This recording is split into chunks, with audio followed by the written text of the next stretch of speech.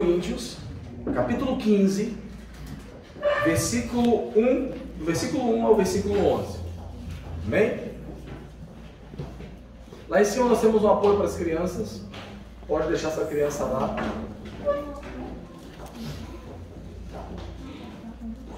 Nós vamos ler a palavra do Senhor, então. Você pode se colocar em pé em reverência ao texto sagrado.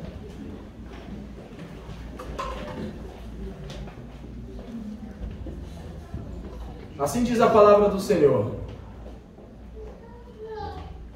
Irmãos, venho lembrar-vos o evangelho que vos anunciei, o qual recebestes e no qual ainda perseverais. Por ele também sois salvos, se retiverdes a palavra tal como vos-la preguei, a menos que tenhas crido em vão. Antes de tudo, vos entreguei o que também recebi. Cristo morreu pelos nossos pecados, segundo as Escrituras. O que foi sepultado e ressuscitou ao terceiro dia, segundo as Escrituras. E apareceu a Cefas, e depois aos 12. Depois foi visto por mais de 500 irmãos de uma só vez, dos quais a maioria sobrevive até agora, porém alguns já dormem. Depois foi visto por Tiago, mais tarde por todos os apóstolos, e ao final, depois de todos, foi visto também por mim, como por um nascido fora de tempo. Porque eu sou o menor dos apóstolos, que mesmo não sou digno de ser chamado apóstolo, pois persegui a igreja de Deus. Mas pela graça de Deus, sou o que sou. E a sua graça, que me foi concedida, não se tornou vã. Antes, trabalhei muito mais do que todos eles. Todavia, não eu, mas a graça de Deus comigo. Portanto, seja eu ou sejam eles, assim pregamos e assim crestes. Somente até aí.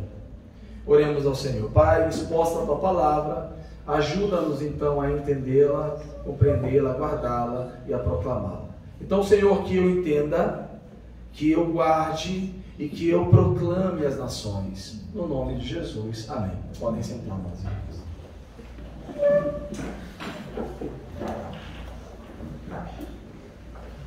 Estamos no dia 2 de julho. Um semestre se foi. O outro está aí. E a pergunta é: o que fazer? Vem um momento para alguns de férias escolares. E para outros a vida segue, porque não vai ter férias escolares, já está na fase de trabalho, e nem todo mundo consegue tirar uma semana ou 10 dias nesse período, ou um mês, muito menos.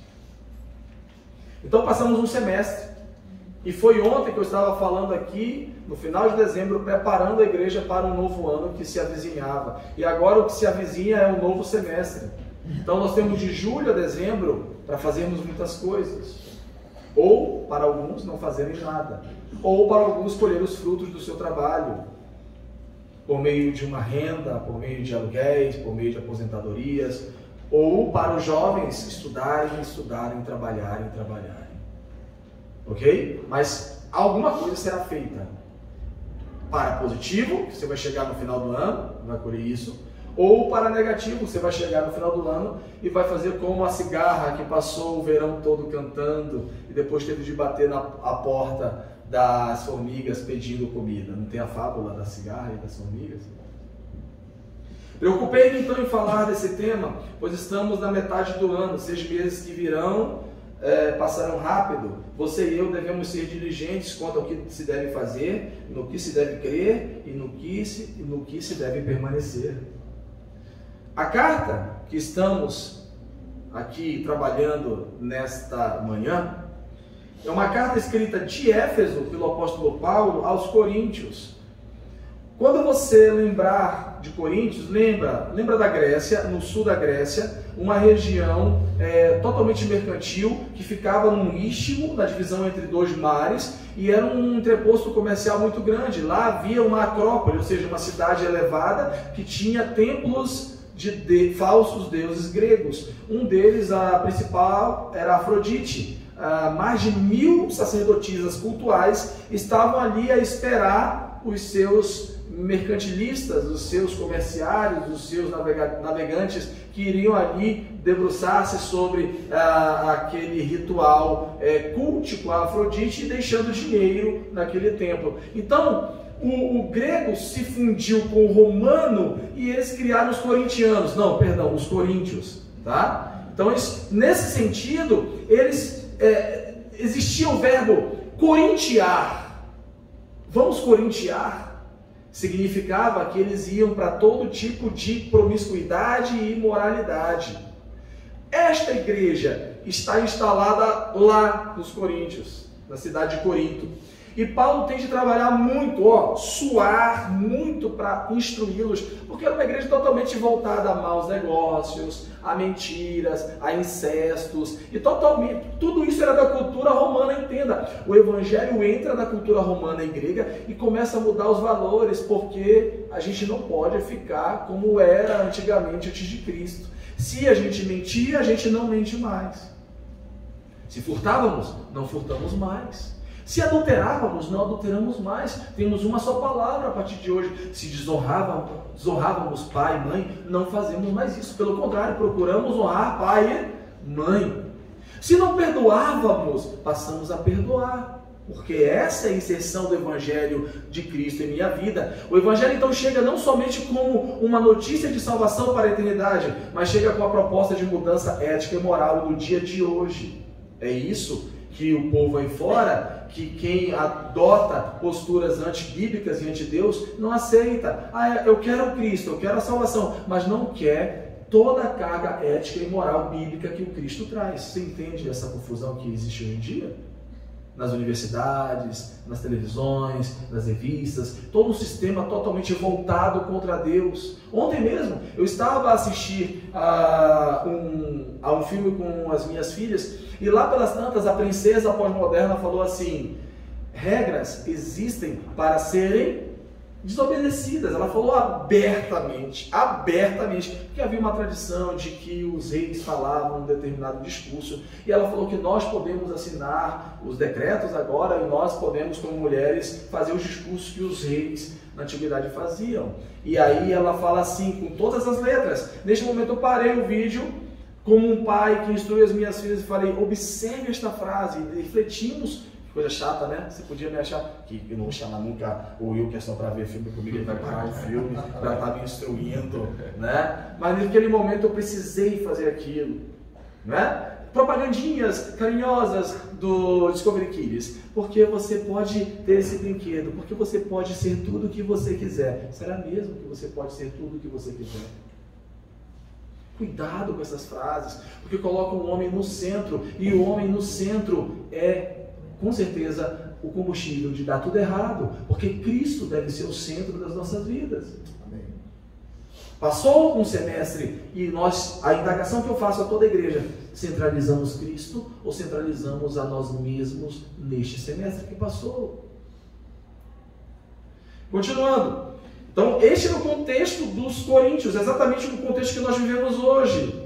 Quem eram os coríntios? Já acabei de falar. O que era corintiar? Já falei. Então, um estilo de vida errado sempre vem de crenças erradas. Muitos coríntios erravam porque tinham pressupostos de vida errados.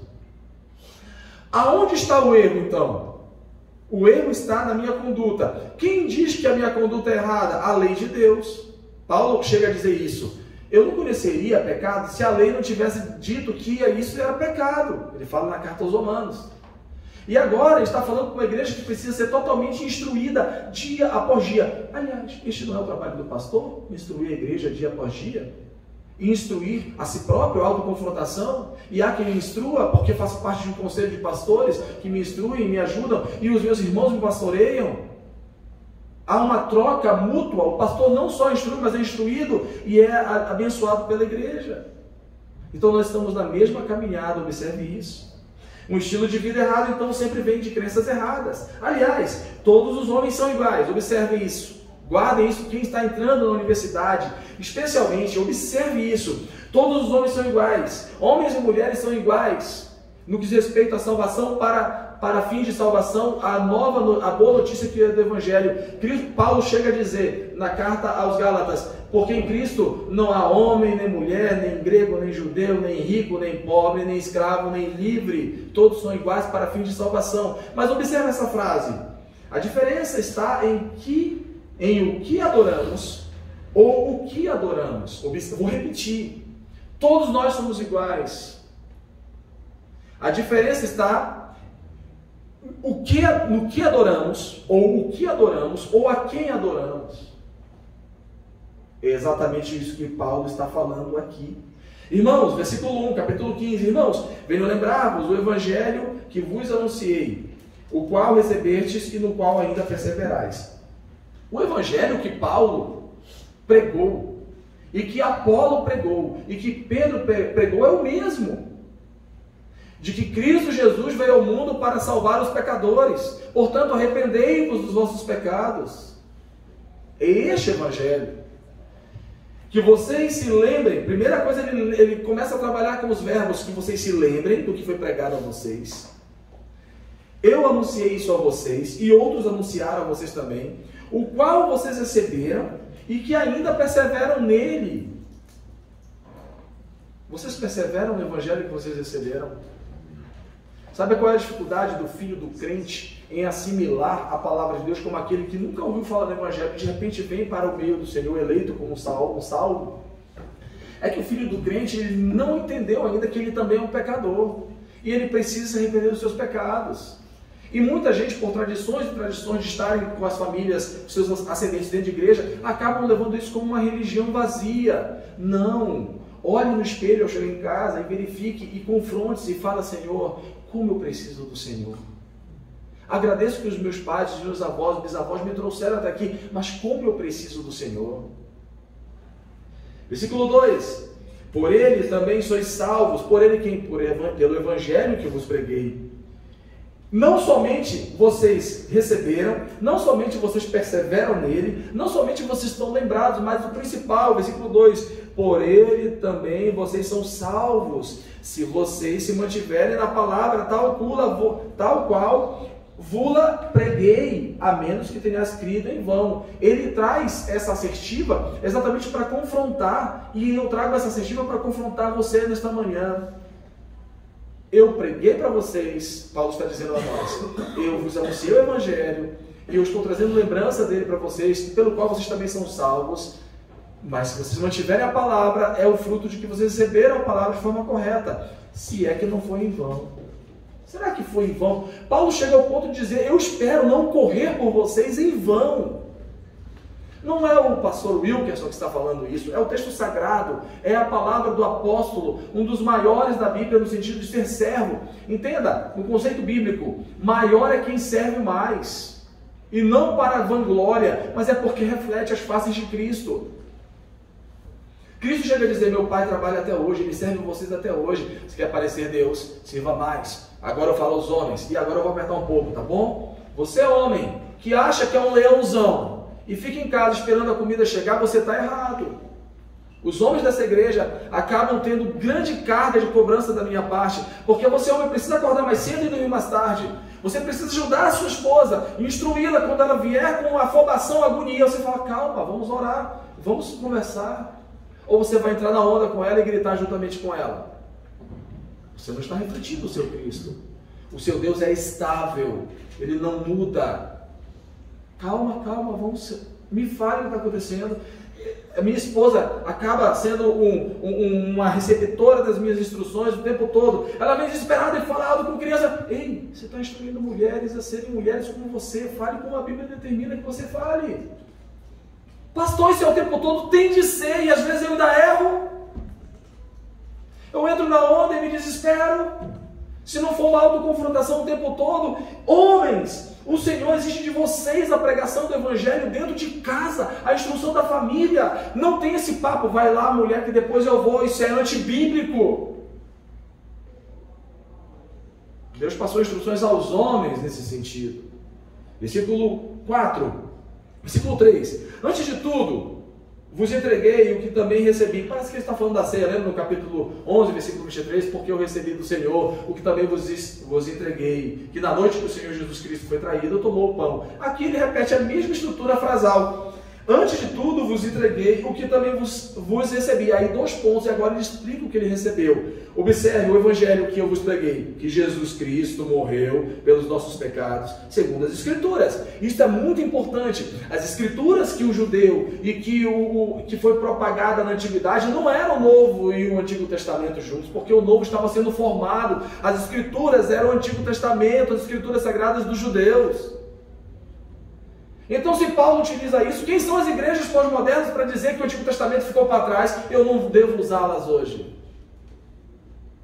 Todo o Antigo Testamento, os salmos, os profetas, falam a respeito de Jesus Cristo, e o Novo Testamento encontra lastro no Antigo Testamento, e o Velho Testamento está refletido no Novo Testamento. Segundo as Escrituras, versículo 3, Cristo morreu pelos nossos pecados. E versículo 4, ele ratifica essa informação. E que foi sepultado e ressuscitou ao 3º dia, segundo as Escrituras. Observe, isso chama-se teologia da imputação. Isso é um termo jurídico. Eu imputo a alguém algo, ou coisas boas, ou coisas ruins. No caso específico, Deus imputou o meu pecado ao inocente Jesus. Você entende isso? Pegou o meu pecado e colocou em Jesus o inocente. Seja grato a Deus por Jesus Cristo. Seja grato a Deus por Jesus Cristo. Porque Ele usou de humilhação sobre si próprio. Estado de humilhação de Cristo é embasado em 3 pilares. Primeiro, ser homem é uma humilhação diante da eternidade. Porque o homem é mortal, sente dores, chora, se desespera, homem peca. Segundo pilar, se submeter à morte por alguns dias. Terceiro pilar, sofrer a ira de Deus. Porque quem está em Cristo está livre da ira de Deus. Mas quem rejeita a palavra de Cristo ainda permanece debaixo da ira de Deus. Versículo 5, e apareceu Cefas. Paulo continua a sua narrativa para aqueles irmãos entenderem, porque nessa igreja havia muita discussão sobre ressurreição, Jesus ressuscitou ou não, a ressurreição existe, ou a gente tem que viver como os saduceus, vamos viver tudo agora, porque nada vai para outro mundo, vamos curtir, ou vamos ser como os espíritas, vamos reencarnar até ficar um espírito tão elevado como Jesus Cristo. Mas Jesus Cristo foi um espírito elevado e morreu tragicamente na cruz, não tem correspondência bíblica, entendeu? Então, observe, havia muita dissensão doutrinária, e Paulo vem e fala, olha, Jesus Cristo que morreu e foi sepultado e ressuscitou segundo as Escrituras, ele foi visto por Cefas. Quem é Cefas? Pedro, o apóstolo Pedro. Ele foi visto, ele começa a atestar as pessoas que viram Jesus, para que eles tivessem mais convicção a respeito da ressurreição, de que essa é a promessa para as nossas vidas. Vocês têm saudade da Marianita? Como eu vou usar as palavras do pastor Raspante no dia do sepultamento dela. Creia no Cristo que ela creu e um dia você encontrará a Marianita. Você tem saudade dos seus ascendentes? Da avó que faleceu? Creia no Cristo que ela creu. Um dia você encontrará ela agora com júbilo e alegria, onde não haverá mais lágrimas, nem choro e nem pecados. Essa é a nossa esperança. Paulo está apelando para isso. E ele fala, esse Jesus, versículo 5, foi visto por Cefas. E depois aos 12, versículo 6, depois foi visto por mais 500 pessoas, 500 irmãos, de uma só vez, dos quais a maioria ainda sobrevive até agora, porém alguns já dormem. Isso aqui é uma figura de linguagem, dormir aqui é já passaram para a eternidade, já estão em Cristo. Versículo 7, depois foi visto por Tiago. Este Tiago aqui, possivelmente é o filho de Zebedeu, que era um dos apóstolos. Lembra de Tiago e de João, irmãos? Pois é. Não tenho certeza se ele era o bispo de Jerusalém, o irmão do Senhor, do próprio Cristo, mas dá a entender que é um dos 12, dos apóstolos, Tiago. Mais tarde, por todos os outros apóstolos, versículo 8, e agora do versículo 8 ao versículo 10, ele fala de si próprio. Ele está dizendo, ó Coríntios, não tenham dúvidas a respeito da doutrina da salvação e da ressurreição dos que morreram em Cristo, porque o próprio Cristo ressuscitou. E depois todo esse capítulo, que tem mais de 50 versículos, ele vai discorrer sobre essa natureza da ressurreição, que é o pilar da esperança dos crentes. Porque se Cristo não ressuscitou, eu e você estamos servindo a Deus em vão. Você já se indagou isso? Se Cristo não ressuscitou, ó Coríntios, nós estamos servindo a Deus em vão. A nossa pregação é vã. É isso que ele está defendendo. E aí, versículo 8. E ao final, depois de todos, foi visto também por mim, como por um nascido fora do tempo. Esse nascido fora do tempo, ele fala assim, como um apóstolo abortivo. Eu vim depois. Versículo 9, porque eu sou o menor dos apóstolos, que mesmo não sou digno de ser chamado apóstolo, porque persegui a igreja de Deus. Será que você, em alguns momentos, não se considera também indigno de estar na casa do Senhor e comungar da ceia do Senhor e abraçar o próximo, porque em algum momento você pecou gravemente contra a causa de Deus? E ainda tem aquela culpa que fica acusando. Deixa eu lembrar uma coisa a você. O Senhor Jesus perdoou o apóstolo Paulo, que foi perseguidor da igreja. Pode perdoar a tua vida. Não fique se autoflagelando. O Senhor, o Evangelho de Jesus Cristo não é essa chamada para autoflagelo, porque com todo o teu flagelo, com todo o teu sofrimento, você não pode alcançar a salvação para si próprio. Eu não posso angariar a salvação para mim, se não for por meio de Jesus Cristo. Versículo 10. Então, mas pela graça de Deus sou o que sou. O que eu sou o que sou, Paulo está descrevendo? Um pecador necessitado de um Salvador. Agora, um santo, no sentido de que eu fui separado deste mundo por Deus. Aliás, Paulo escreve esta igreja dizendo aos santos que estão em Coríntios. Pense na sua igreja agora aí, que você frequenta no dia a dia. Aos santos que estão na igreja Nova Vida, aos santos que estão na igreja presbiteriana, aos santos que estão na igreja batista, aos santos que estão na igreja Assembleia de Deus. Ele poderia escrever dessa maneira. Ele está escrevendo aos santos que estão na igreja dos Coríntios. Observe, eu falo isso para as minhas filhas sempre. O conceito de santidade não é que tem uma auréola na cabeça e uma luz vai brilhar na tua cabeça, não. O conceito de santidade está em decidir-se diariamente por Cristo e refletir o Evangelho de Jesus Cristo por meio dos seus atos, no dia a dia, ainda que nós pequemos, porque ainda sujamos os nossos pés com a poeira deste mundo. Lembram da ceia, da última ceia? A mesa era baixinha, aí Jesus Cristo vai para a porta da entrada, ele lava os pés daquelas pessoas, e aí Simão fala assim, não, esse Cefas aqui, ó, não vai lavar meus pés. Aí Jesus Cristo fala assim, se eu não lavar os seus pés, você não tem parte comigo. Aí ele, abusado, Senhor, lava todo o corpo logo. Tem uns crentes assim, não tem? Lava logo tudo, Senhor, né? Não, só basta o pé. Sabe o que isso significa? Que você ainda está caminhando nesta terra aqui e você ainda peca. Ser homem é um estado de humilhação, entenda isso, irmãos. E ele fala, versículo 9, versículo 10, mas pela graça de Deus sou o que sou e a sua graça me foi concedida, não se tornou em vão. Antes trabalhei muito mais do que todos eles. Todavia, não eu, mas a graça de Deus que comigo está. Isso é ter consciência de quem eu sou. Eu sou um santo que luta contra o pecado, amém. Mas sou um pecador necessitado de um Salvador, amém. Precisamos ter essa linguagem diária para podermos caminhar bem, sempre fazendo uma autoconfrontação, não nos achando bons. Aliás, esse próprio Paulo escreve na carta aos Romanos, capítulo 12, versículo 3, não tenham de si mesmo um conceito maior do que a porção que Deus colocou em vocês. O quê? Servos de Deus, irmãos em Cristo, parte do corpo de Cristo, totalmente conjugados como um corpo. Considerando, inclusive, o próximo maior que você mesmo. Como é difícil, né? Ser cristão, né? Considerar o próximo maior que eu quero sempre estar por cima, sempre a palavra final, a piada melhor, o argumento melhor, o fundamento melhor. Isso não reflete na família ou é só lá em casa que tem esse problema? Só lá na nossa casa? Nos Pereira, Chaves, Rodrigues e Dutra? Só lá que tem esse problema? Vamos fazer a autoconfrontação. E por fim, ele conclui o que começou. Portanto, seja eu, ou sejam eles, ou seja, seja eu, ou seja os outros apóstolos. E aqui também havia uma outra figura, seja Apolo, seja Pedro, seja qualquer outro apóstolo, ou seja eu. Observa como ele conclui. Assim pregamos e assim cremos em quê? Que Cristo Jesus veio ao mundo para perdoar os pecadores, para salvar os pecadores, morreu, foi sepultado e ressuscitou ao terceiro dia. Esta é a mensagem Amém, irmãos? Curva sua cabeça, vamos orar neste momento. Agradeço a sua paciência. Eu peço que você leve esta palavra com você e seja edificado no dia a dia da sua vida. Pai amado, exposta foi a tua palavra, Senhor, no nome de Jesus. E nós queremos agradecer a tua infinita graça e misericórdia que nos alcançou. No nome de Jesus, tu és fiel e justo. Te agradecemos para todo sempre. Amém.